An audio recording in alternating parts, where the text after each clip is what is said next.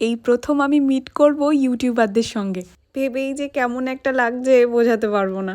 শাড়ি পরে হাতে গিফট নিয়ে চলেছি শঙ্খজিতের বাড়ির গৃহপ্রবেশে। ওখানেই সবার সঙ্গে দেখা হবে। কি যে আনকমফোর্টেবল লাগছে। সবাই কত বড় ব্যক্তিত্বের, সাহস করে কিভাবে কথা বলবো কে জানে। চলে এসেছি ওদের ফ্ল্যাটে। ইনি শঙ্খজিতের পিসি সম্পর্কে হন, আর এই যে ইনি হচ্ছে শঙ্খজিৎ আর ইনি হচ্ছেন গিন্নি, মানে শঙ্খজিতের উডবি। দাঁড়াও দেখাই কারা বসে খাচ্ছে। তোমরা তো চেনোই, তবে জানো ওনাদের সঙ্গে প্রথম কথা বলতে কেমন একটা লাগছিল।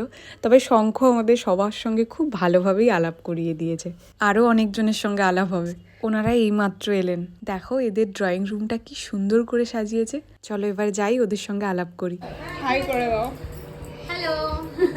তোমরা তো সবাইকেই চেনো। এখানে একটা কথা বলি, অনেকে হয় যারা অতটা কথা বলতে চায় না, কিন্তু সত্যি অনেস্টলি এনাদের সঙ্গে প্রথমবার যে কথা বলছি তা যেন মনে হচ্ছে না। এতটা ভালো, এতটা ফ্যামিলিয়ার সবাই। এই প্রথম আমার চেনা ইউটিউবারদের সঙ্গে আলাপ করলাম, খুব ভাল লাগলো আজ। আর শঙ্খজিতের বাড়ির মানুষগুলো, ওফ, ওই যে আমার পাশে বসে শঙ্খজিতের মা, কি প্রাণবন্ত একটা পরিবার।